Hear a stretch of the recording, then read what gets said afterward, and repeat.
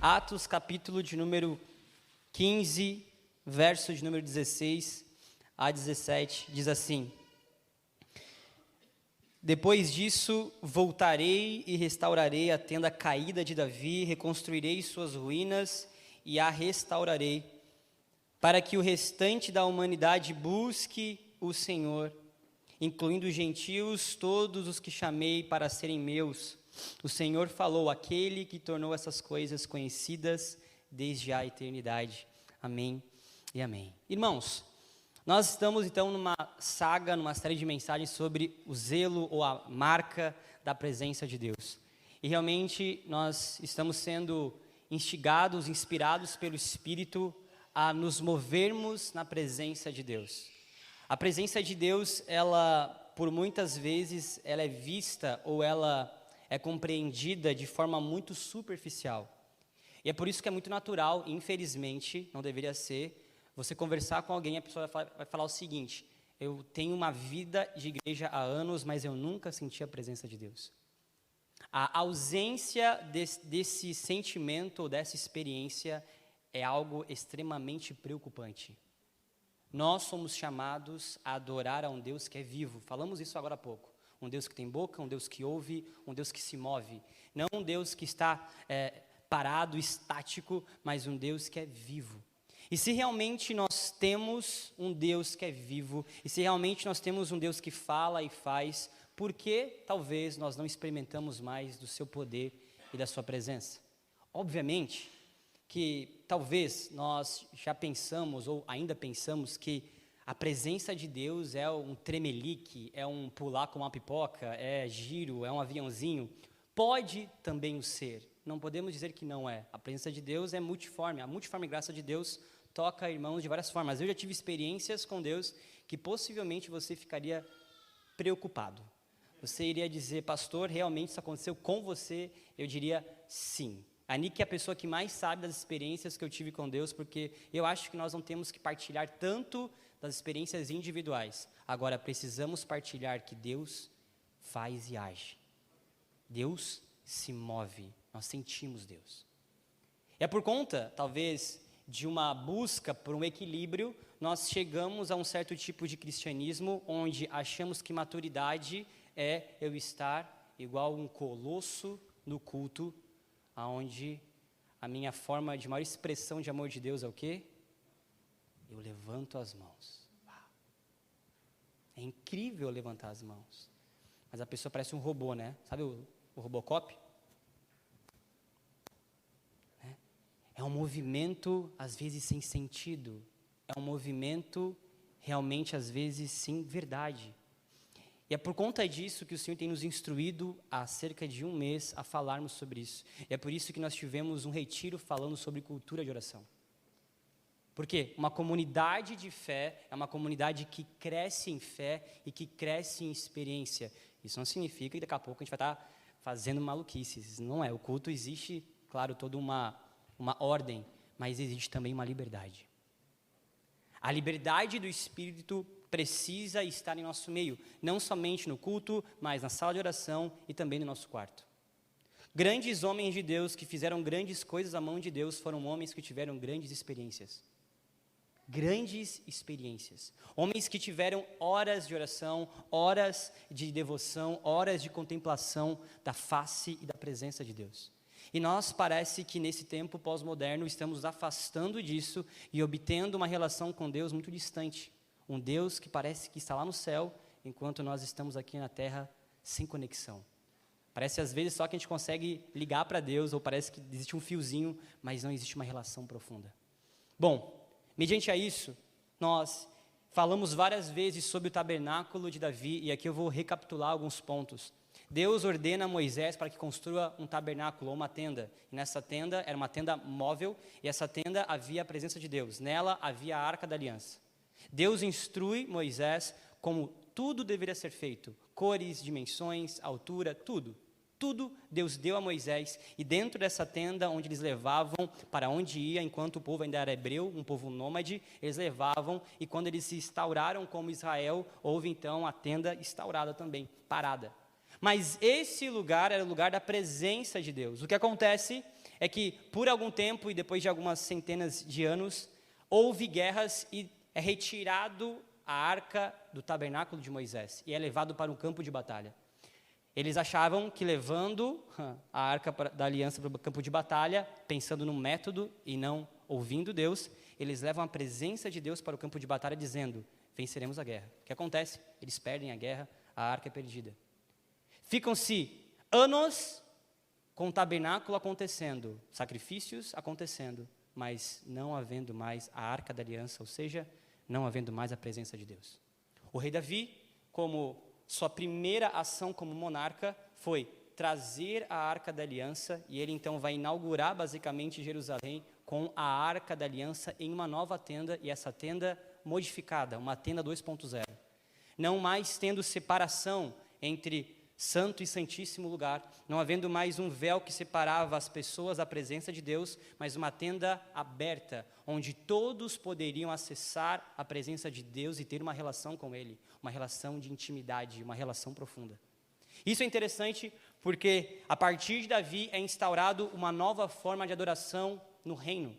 O reino de Israel agora começa a viver uma adoração 24/7. Ou seja, havia oração e adoração 24 horas por dia, 7 dias por semana. Davi separa levitas, músicos que eram totalmente conectados não somente ao serviço, mas também ao serviço de canções. Nós vamos observar grandes salmos e canções sendo construídas nesse mesmo período. Davi restaura a adoração em Israel. E é por isso que hoje o tema da mensagem é adoração ressignifica tudo. A adoração ressignifica tudo. Hoje nós vamos trilhar até meio-dia uma jornada onde nós iremos observar o quanto a adoração aponta para a missão. E que sem adoração não existe missão. Na verdade, a missão é a adoração. Olha que loucura isso. Bom, talvez é interessante uma reflexão. O maior desejo de Deus é refletido, talvez, no maior mandamento. Qual é o maior mandamento? Amar a Deus acima de todas as coisas e o próximo como a ti mesmo. Todo mundo sabe, Jesus ele vai instaurar essa realidade. Ou seja, Deus, ele sempre teve o maior desejo. E o desejo de Deus sempre foi ter uma família espiritual.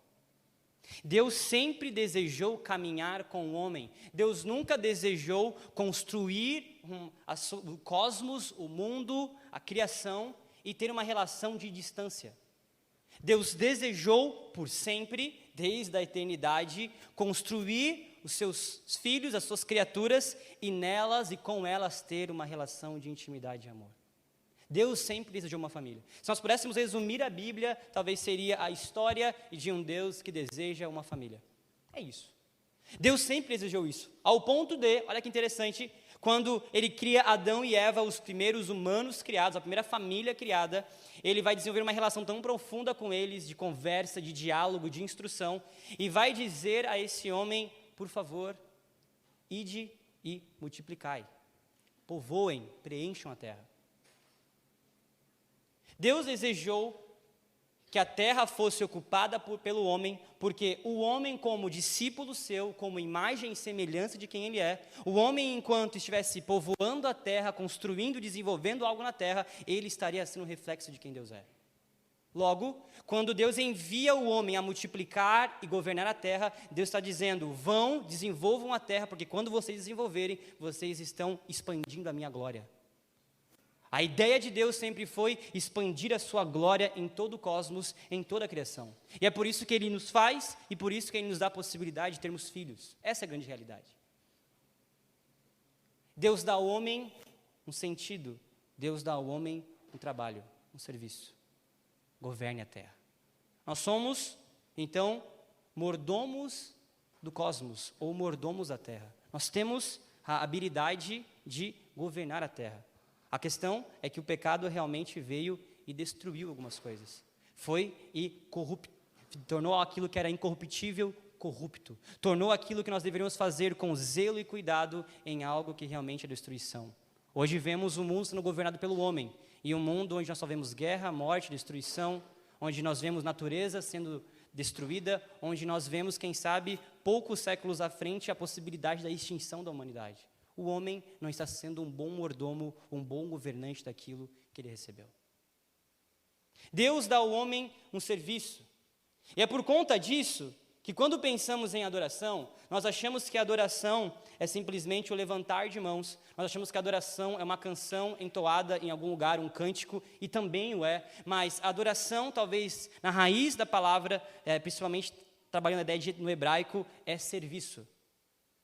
Adoração é um serviço. Quando falamos adoração, falamos de um culto, falamos de um serviço a um Deus. Deus, quando Ele cria o homem, Ele dá ao homem um sentido, um serviço, seja mordomo da terra, cuide da terra, governe a terra. Ou seja, para que haja uma adoração, para que haja realmente um prestar culto, para que haja um serviço genuíno diante de Deus, é necessário anteriormente uma revelação de quem Deus é. Se eu não tenho uma relação de revelação de quem Deus é, eu nunca vou conseguir adorá-lo e eu nunca vou conseguir servi-lo. E aqui existe um hiato de problemas gigantescos do mundo pós-moderno, onde há a possibilidade de você servir um Deus que você não conhece, onde há a possibilidade de você cultuar um Deus que você não teve revelação. E é por isso que é muito natural nós termos cristãos que nunca leram a Bíblia inteira e dizem que adoram a Deus. E olha como isso é pesado e denso. Nós realmente temos o livro das revelações, nós temos o livro que é a revelação de quem Deus é, e mesmo tendo acesso a essas coisas, acesso a esse lugar, nós não acessamos e nós dizemos que estamos adorando a Deus. Sem revelação não há adoração, sem revelação não há serviço. O que fazemos nesse tempo? Nós invertemos, nós queremos servir a Deus. Porque sabemos que servindo a Deus, quem sabe dessa forma, Deus terá pena de nós e irá não nos julgar. É por isso que nós damos dinheiro para a igreja, é por isso que nós trabalhamos de forma até mesmo constante e até mesmo desequilibrada para o reino de Deus, mas nós não o conhecemos. É muito fácil e frequente em conversas com irmãos, eu observar homens de 10 anos e mulheres de 10 anos de caminhada ou mais, que não conhecem Deus. Sem revelação, não há um genuíno adorador. Jesus, ele afirma que vem a hora e já chegou, em que os verdadeiros adoradores adorarão o Pai em espírito e em verdade. Ou seja, para que haja essa adoração que é em espírito e em verdade, existe um pressuposto: conhecer o Cristo. Para que haja então o crescimento, o multiplicar de discípulos que adoram a Deus em espírito e em verdade, não basta canções decoradas, não basta versículos ou pontos da Bíblia decorados, é necessária uma relação com Cristo. Sem uma relação profunda com Cristo, nós estamos fadados a fazer tudo para Ele, mas nada ser para Ele e tudo ser para nós. Uau! Serviço sem revelação, adoração sem revelação, relacionamento sem revelação, nada faz sentido se não o conhecemos. Por isso, eu já falei isso algumas vezes aqui, mas o conhecimento do santo, do A.W. Tozer, um dos livros que eu mais aprecio, a minha biblioteca, ele vai dizer que a primeira coisa que passa a sua mente quando você pensa sobre Deus é a coisa mais importante que você sabe sobre você mesmo. Ou seja, se nós temos uma revelação de quem Deus é, isso fala muito sobre Ele, mas também fala muito sobre nós. Se não conhecemos, não o adoramos. No final dos dias, Jesus vai condenar não aqueles que não o serviram, mas aqueles que ele não conheceu. Deus não vai condenar somente pecadores, mas Deus vai condenar quem não o conheceu. Afasta de mim, eu não conheço vocês. Está entendendo? Colocar alguém no céu ou colocar alguém no inferno não é um pressuposto de pecado. Olha que interessante isso. Agora você vai entrar em crise e você vai querer, quem sabe, ficar um maluco, mas pecado não coloca ninguém no inferno. E a ausência de pecado não coloca ninguém no céu. O que nos faz viver a eternidade com Deus é uma relação profunda com Ele, e quando nós temos a revelação de quem Deus é, quando nós temos uma conexão com Ele, aí é óbvio, é um reflexo, nós teremos uma vida de ausência de pecado e de santificação. Mas enquanto vivermos um tempo ou uma vida onde nós não queremos pecar, mas não temos revelação de quem Deus é, de nada adianta. Uma vida legalista, onde eu não bebo, eu não fumo, eu não olho para a mulher do outro, mas eu não olho para quem Deus é, eu não contemplo a sua beleza, é a mesma coisa do que pecar, é a mesma coisa do que estar distante de Deus. John Piper vai dizer o seguinte, em um dos seus livros, eu trouxe uma citação, ele vai dizer assim: a adoração é o alvo e o combustível das missões. Presta atenção. A adoração é o alvo e o combustível das missões. As missões existem porque a adoração não existe. As missões existem porque a adoração não existe. As missões são nossa maneira de dizer: a alegria de conhecer a Cristo não é um privilégio meu e privado, tribal, nacional ou étnico. É para todos. E é por isso que nós vamos. É por isso que provamos da alegria de adorar a Jesus e queremos com que todas as famílias da terra sejam incluídas nisso. A busca de adoração das nações é abastecida pela alegria de nossa própria adoração. Você não pode louvar o que não gosta, você não pode proclamar o que não valoriza. A adoração é o combustível e o objetivo das missões. Aquilo que era no jardim continua sendo o maior desejo de Deus, partilhar da sua glória por todo o cosmos, por todo o mundo, mas para que isso aconteça, é necessário que hajam adoradores. A missão existe porque nós não temos adoração em algum lugar. Nossa função, portanto, não é abrir ou plantar igrejas por si só, ao redor do mundo. Mas a nossa função é desenvolver um caminho para que haja o crescimento de adoradores. A adoração é a missão. E a missão acontece onde não existe adoração. Por isso, quando pensamos em uma comunidade de fé madura, nós pensamos em homens e mulheres que entenderam qual é a sua posição diante de Deus. Diante de Deus eu não sou pastor. Diante de Deus você não é evangelista ou missionário. Diante de Deus você não é o seu serviço. Diante de Deus você é um filho amado, convocado e instruído a adorá-lo. Se realmente somos esse povo, e se realmente temos a revelação de quem devemos ser, isso significa que precisamos olhar para dentro de nós e analisar o que estamos fazendo com o chamado de adoração.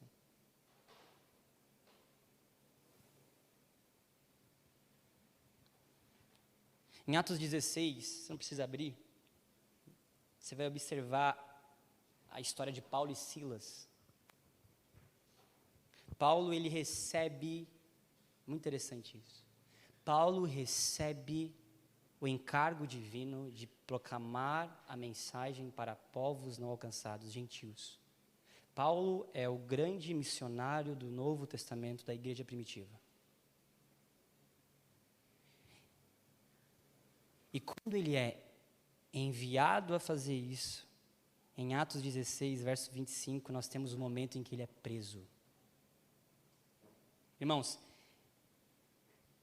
os discípulos estavam basicamente em guerra antes. Será que devemos pregar o evangelho para gentios ou não? Havia uma guerra entre eles. Eles não sabiam se deveriam ou não. Mesmo Jesus apontando de várias formas, eles não entenderam isso. Eles estavam pensando somente em si, em seu povo, em sua nação, em sua história. Eles estão em crise. Deus dá a Pedro, ou seja, o líder, uma visão. E nessa visão, Deus fala nitidamente para Pedro: Pedro, para de dizer que algo é impuro se eu purifiquei. Pedro, para de achar que os outros povos não podem ser adoradores. Pare de achar que os outros não podem receber a mensagem. Acorda, Pedrão, se liga. Pedro recebe isso. E Pedro, então, movido por isso, e chegando em um consenso movido pelo Espírito Santo, eles entendem que deveria haver a pregação aos gentios, para nós. Você já imaginou? A mensagem chega a nós, porque Deus torna um assassino pregador, e porque Deus torna um religioso alguém apaixonado, Pedro. A mensagem chega a nós porque Deus transforma pessoas que talvez nós, aos nossos olhos, nunca seriam transformadas. E a missão acontece. Pedro então sai para fazer, Paulo sai então para fazer missão, e é incrível a missão. Quando ele chega em um lugar, ele é preso. Parece que quando as coisas estão começando, aí ele é preso. Ele está preso em um cárcere. E sabemos que ser preso pelo Império Romano é basicamente uma sentença de morte. Está fadado ali a caminhar para a sua ou prisão perpétua ou morte de alguma forma.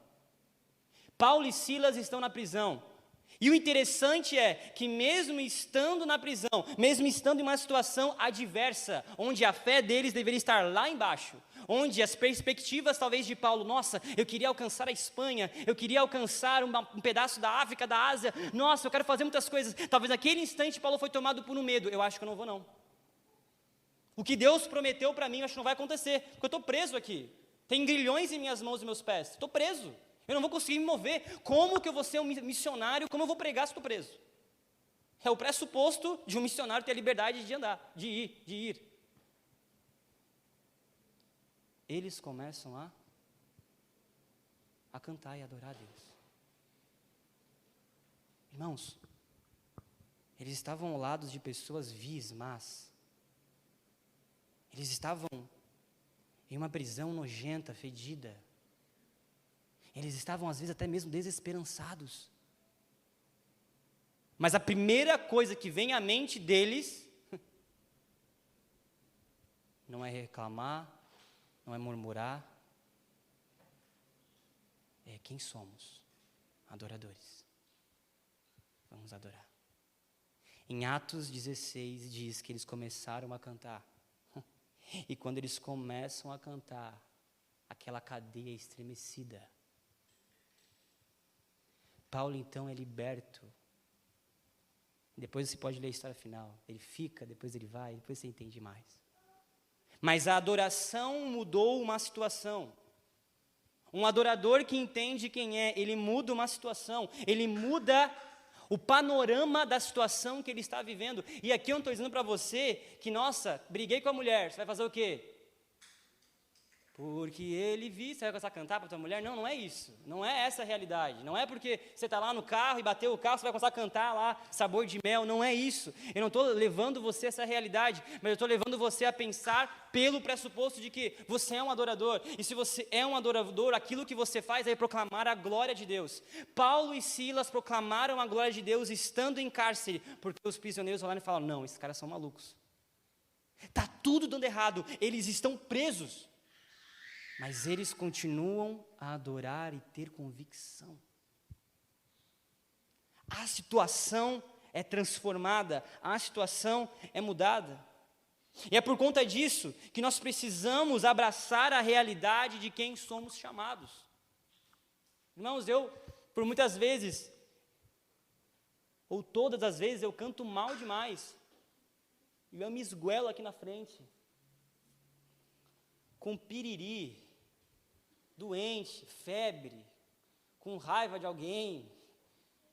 Eu estou ali suando, está quente? Suando e buscando a presença de Deus.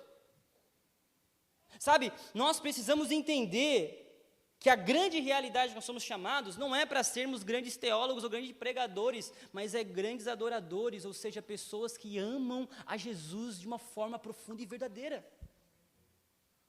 Se nós não mudarmos esse panorama mental, relacional e de vida, nós estamos fadados a continuar a viver uma vida com Deus fundamentada em migalhas, fundamentada em pequenez, fundamentada em memórias.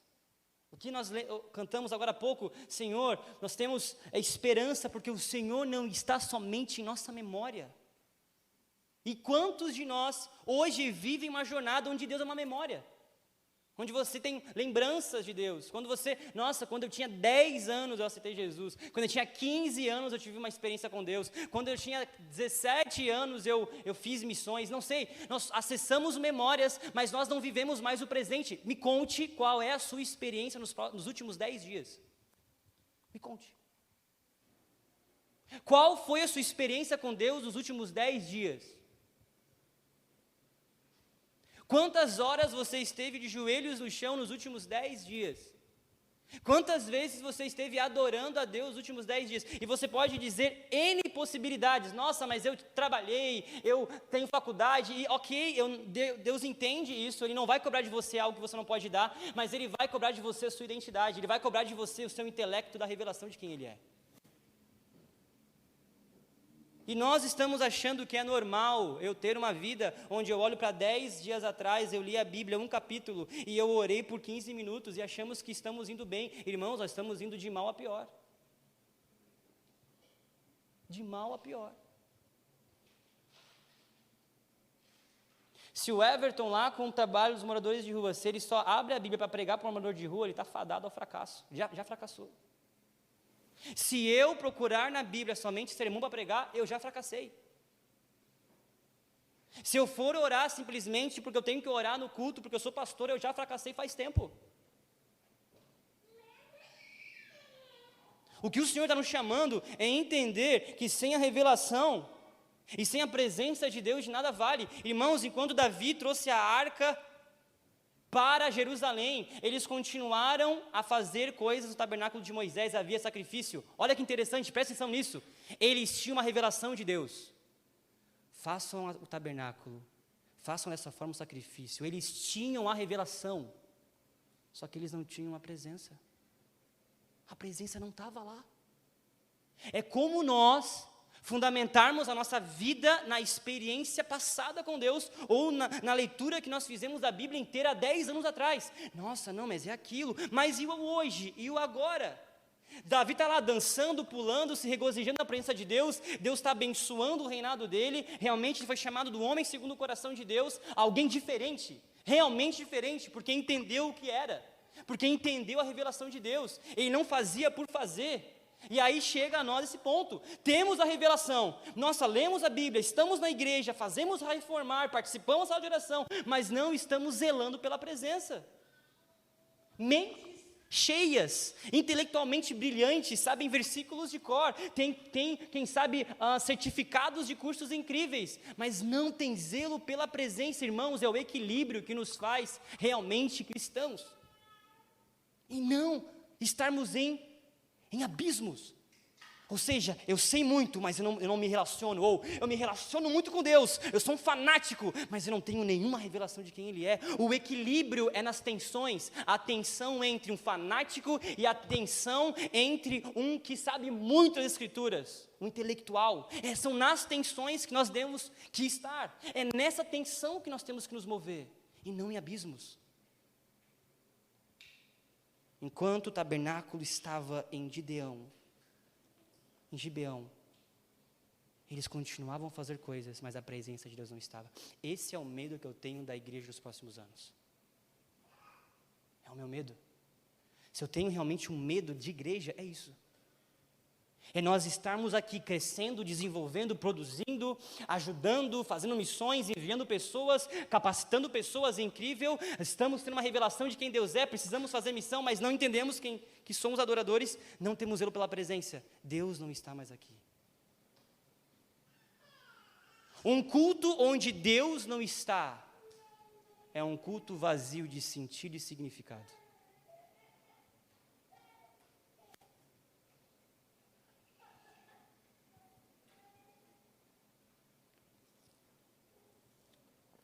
o próprio Jesus adverte. Mateus 15:8. Homens que honram com os lábios. Presta atenção. Homens que honram com os lábios, enquanto o coração está longe de Deus. Que honram com os lábios. Nós não estamos falando de um desviado. Honram com os lábios. Como é honrar com os lábios, irmãos? É mandar beijo para Deus? Não. Honrar com os lábios é: Senhor, eu te amo, eu te adoro, ouça a minha oração. Senhor, receba a minha oferta, receba a minha vida. Senhor, estamos honrando com os lábios. O louvor começou a cantar, nós estamos honrando com os lábios. Santo, santo é o Senhor. Cantamos, gritamos. Honramos com os lábios, mas o nosso coração está distante. Irmãos, onde seu coração está nessa manhã? É a minha pergunta. Onde está o seu coração? Não onde está a sua mente. A sua mente pode ser capturada pelo choro do bebê, pelo barulho. A sua mente, realmente é difícil controlar as situações. Mas aonde está o seu coração? Porque se o seu coração não estiver nele, aquilo que estamos fazendo como adoradores, aquilo que estamos fazendo como igreja, é perdido também. Vocês estão entendendo como o Evangelho e a graça é incrível, é maravilhoso, é verdade, é um favor imerecido. Deus escolheu porque Ele desejou, Ele nos amou, não tem escolha. Nós não temos que escolher Deus nos amar, Ele nos ama, e ponto final. Nos trouxe até aqui. O Senhor te trouxe a esse culto, o Senhor te trouxe a essa comunidade, ou o Senhor faz você prosperar em outro lugar, mas o Senhor trouxe, o Senhor te ama, é o Senhor que faz. Mas o que nós estamos fazendo com o nosso coração? Quais são as nossas maiores preocupações?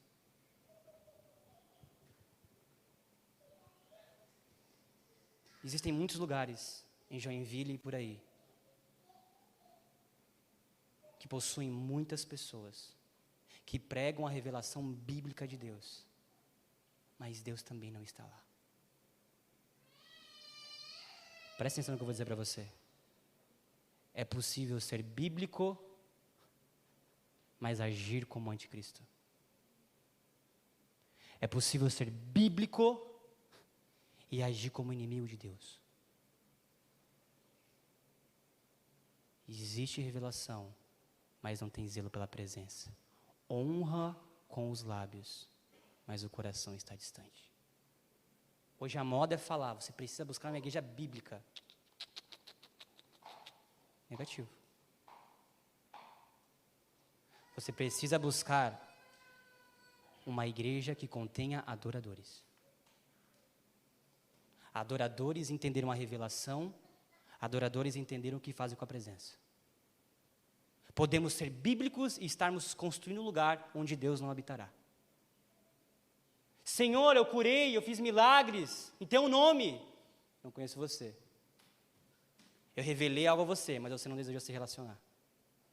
Eu revelei algo a você, mas você não desejou caminhar comigo. Você desejou me usar. Usar aquilo que eu dei a você. Usar o dom que eu dei a você. Usar a mensagem que eu deixei para você. Mas você não desejou ser um comigo. Jesus fala, Pai, que assim como eu sou um contigo, que eu possa ser realmente um com esses.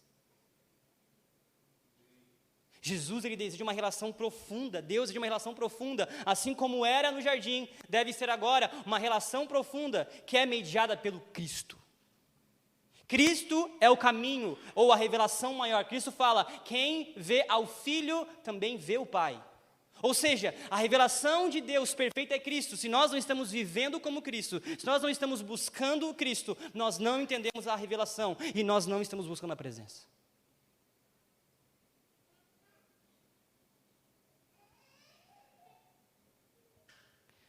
Em Atos, capítulo de número 15, verso 16, onde nós lemos, Tiago fala sobre um dia em que será ou seria restaurado a tenda caída de Davi. Tiago, ele está usando uma profecia que nós podemos encontrar em Amós capítulo 9. Onde havia a profecia sobre haver novamente o reestabelecer ou restaurar da tenda caída de Davi. O que Amós diz e o que Tiago está dizendo? Tiago está dizendo o seguinte: chegará um dia onde todos poderão novamente acessar a presença de Deus. E esse dia não só chegará, mas esse dia chegou. O que Tiago está dizendo em Atos capítulo 15 é que esse dia chegou, todos podem acessar a presença de Deus, gentil, judeu, independente da sua nacionalidade ou etnia, todos podem acessar a presença de Deus. Ou seja, não existe diferença, não existe mais barreira. A pergunta é: por que então nós não queremos?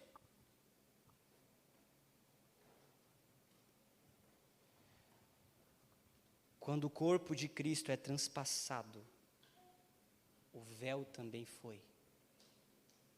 À medida que o corpo de Cristo era transpassado na cruz, o véu também era transpassado. E naquele instante onde Cristo entrega a sua vida a Deus, onde Ele entrega o seu sacrifício, o véu se rompe.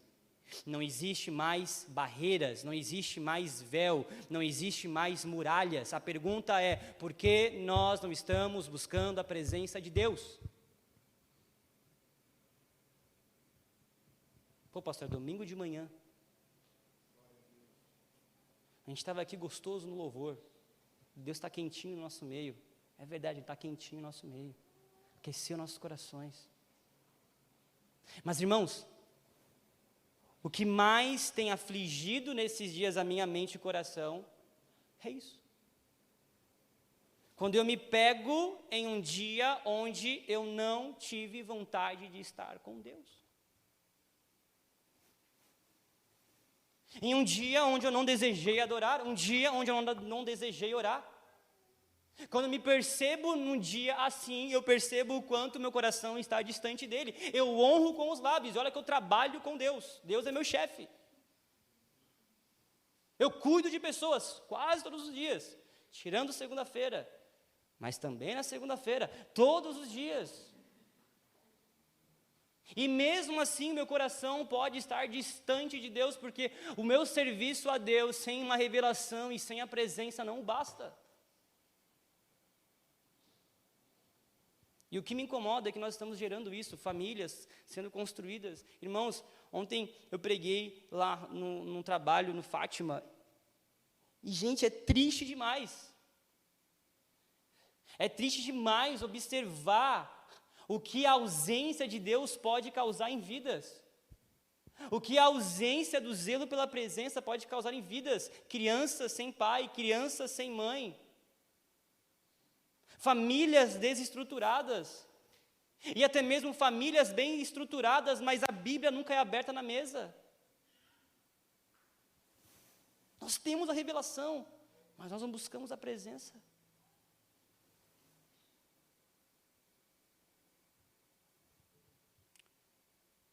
Tiago aponta para esse lugar, no versículo de número 28, do mesmo capítulo.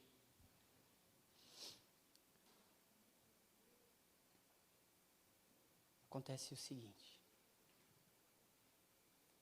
os discípulos chegam a um denominador comum. Vamos pregar o evangelho para todos. E no verso 28 aparece o seguinte: pois pareceu bem ao Espírito Santo e a nós não impor a vocês nenhum peso maior do que estes poucos requisitos. O que aconteceu aqui, para você entender, contextualizar? Para se tornar cristão, para os apóstolos, ou para alguns, era necessário primeiramente tornar-se judeu. Eles estão em crise.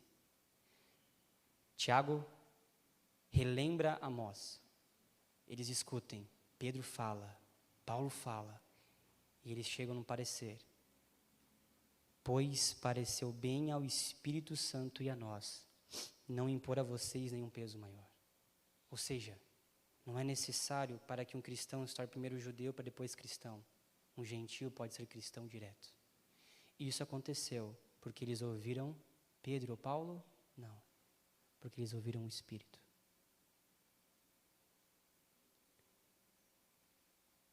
Quem aqui já ouviu o Espírito?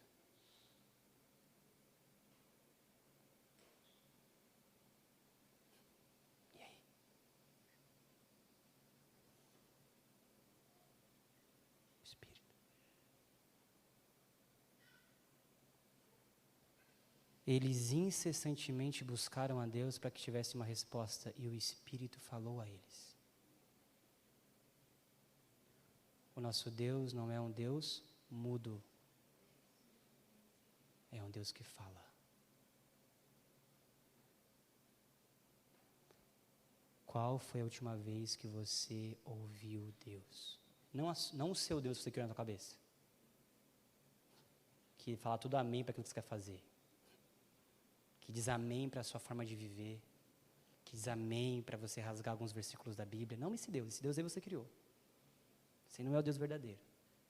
Agora, quando o Deus bíblico, quando o Espírito falou com você, Deus fala muito comigo no banheiro. Vou contar para vocês. Eu oro, mas quando eu estou no chuveiro, Ele fala. Hoje eu acordei 7 e pouquinho, fui fazer o quê? Fui tomar banho. Ficar cheiroso pro culto. Na verdade, não fui tomar banho, não. Eu fui lá ouvir. E aí, Deus? Bom dia. O que você quer fazer hoje? A palavra está pronta lá embaixo.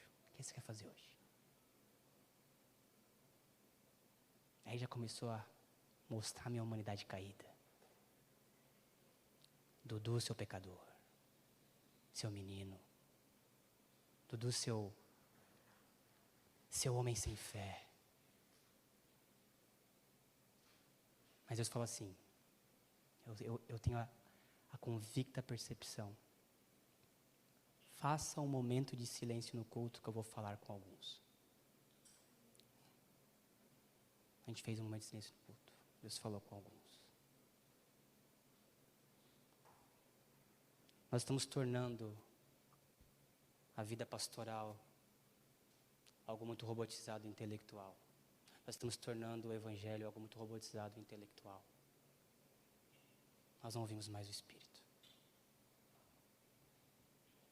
O Senhor, Ele realmente deseja isso de nós.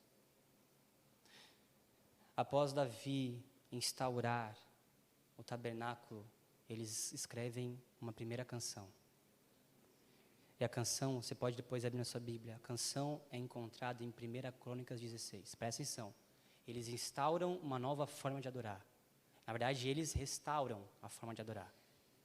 O tabernáculo está acontecendo, a presença de Deus está forte. Eles estão adorando a Deus sem parar. E eles criam uma canção. No capítulo de número 16 de 1 Crônicas, verso 23 a 24, diz assim: Toda a terra cante ao Senhor.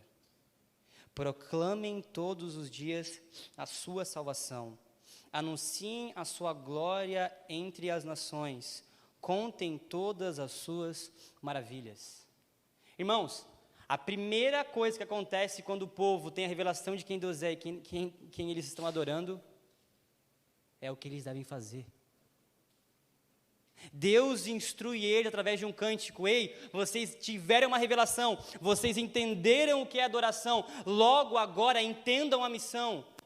Toda a terra cante ao Senhor, proclamem todos os dias a sua salvação, anunciem a sua glória entre as nações, contem a todos as suas maravilhas. Ou seja, lá no Antigo Testamento havia um prelúdio do que aconteceria agora em Atos. Todas as nações deveriam glorificar a Deus, e isso aconteceu em um ambiente de revelação e de adoração.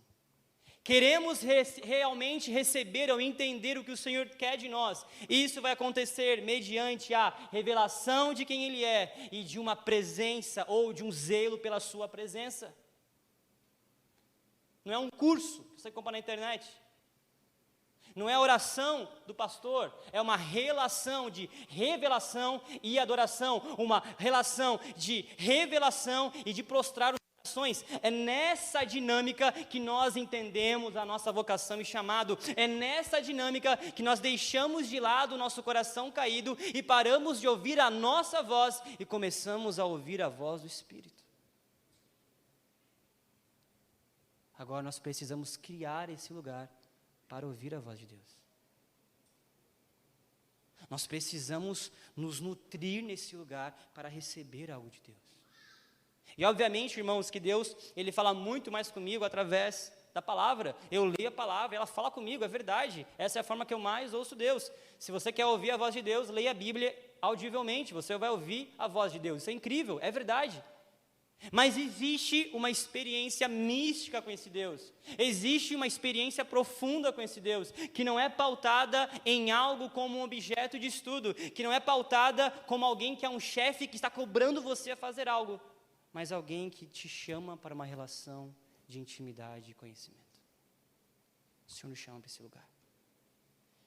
Se amamos o Cordeiro, devemos declarar ao mundo. Eu achei lindo isso quando eu achei num livro. Agora esqueci o livro, daqui a pouco eu volto. Ele diz assim: venham ver o que eu vejo, venham sentir o que eu sinto, venham experimentar o que eu estou experimentando, venham adorar Jesus comigo. Logo, somos chamados a uma missão de proclamar o Evangelho, mas não é imputar o Evangelho na cabeça de alguém, mas é fazê-los entender quem eles são diante de Deus. Se eu amo Jesus, eu quero que outros amem. Se eu adoro Jesus, eu quero que outros venham a adorar. Se eu realmente conheço esse Jesus, eu quero que outros venham a conhecer. Vocês estão entendendo? A nossa omissão diante do mundo fala muito sobre nós também. Por que nós não falamos de Deus para os outros? A vergonha é uma desculpa. A vergonha é uma desculpa. Porque alguém apaixonado é alguém que não tem vergonha.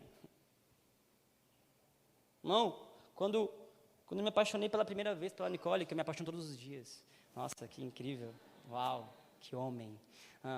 Quando eu me apaixonei pela Nicole, nós não tinha vergonha. Eu faria o que fosse preciso. Tem que conversar com o pai dela, eu converso.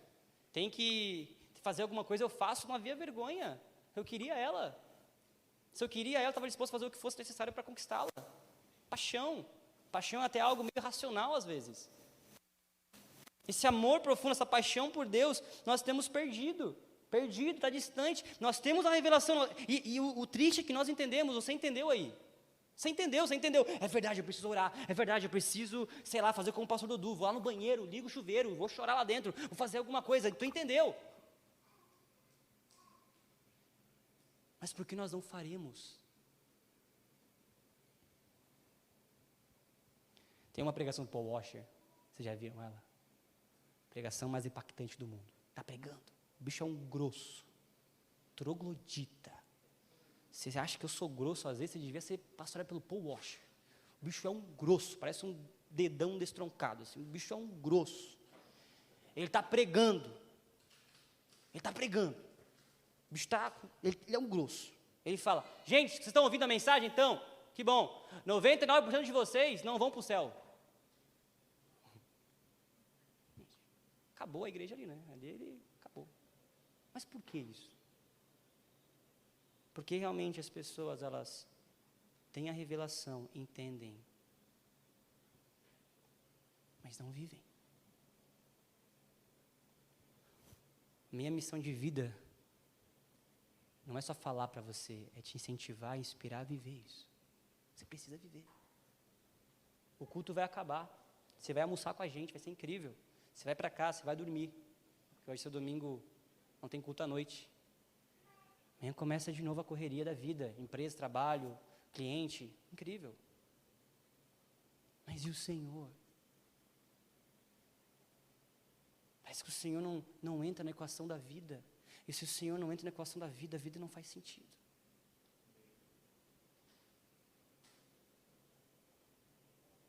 Eu espero que realmente você possa ter sido impactado a refletir nessa manhã. Talvez se você é novo convertido, talvez você não vai entender isso, porque o novo convertido é alguém que está ali, ó, no gás. Eu amo o novo convertido. Porque o novo convertido, ele quer Jesus, está apaixonado, meu Deus. Tem uma pessoa que nunca teve pastor, ele fala assim, ó, mas você me atende quando eu ligar? Claro, irmão. Tá, mas você vai na minha casa? Vou. Tá, mas a gente vive comunidade? A gente vai na casa dos outros? Vai. Meu Deus. Uau. Tá, pastor, mas e se eu pecar, eu posso falar para ti? Pode. Eu posso pedir um conselho? Pode. Eu não estou sozinho, não. Uau. Uau. Gente, olha a experiência. Uau. Dá até vontade.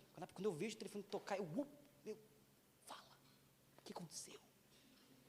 Quero te ouvir, fala mais.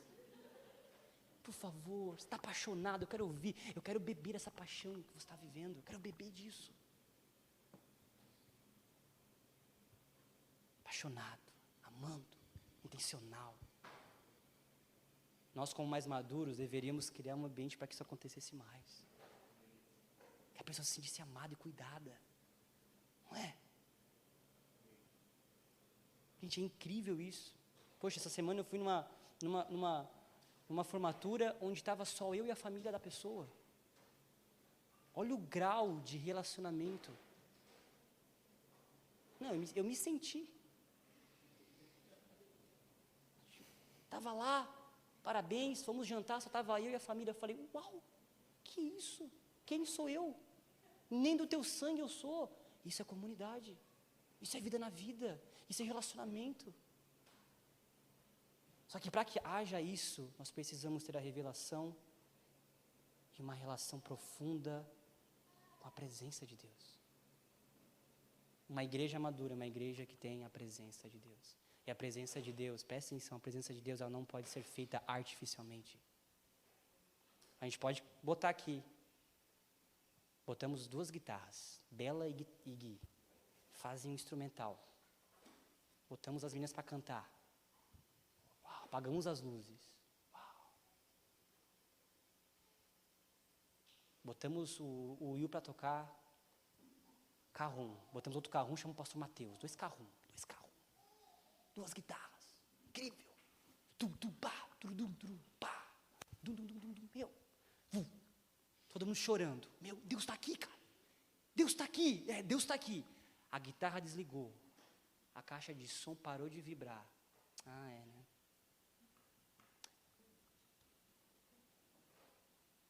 O que o pastor pregou mesmo?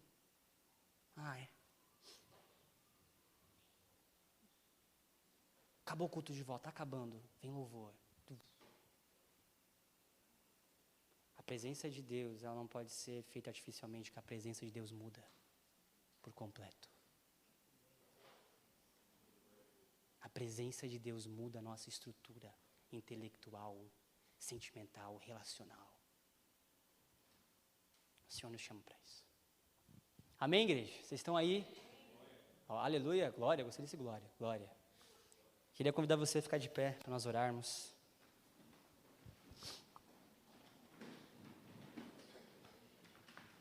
Meu papel hoje é incentivar você a isso. Nós vamos agora almoçar juntos, mas eu creio que a minha função hoje foi feita, inspirar você a viver isso. Inspirar você a viver isso. Sabe, realmente, parece bobiça, parece coisas de igreja pequena, e eu acho que é mesmo. Coisa de igreja pequena. E a gente realmente amar a presença e buscar a presença. Eu poderia fazer uma mensagem teológica, bíblica, incrível, fazer você abrir a sua mente, fazer você entender talvez a viagem de Paulo, entender que Paulo ficou 3 anos estudando para ter a revelação de quem Deus é em Isaías. Eu poderia apontar várias coisas, mas a grande realidade é que o Senhor está nos chamando para termos uma revelação de quem Ele é e um zelo pela presença.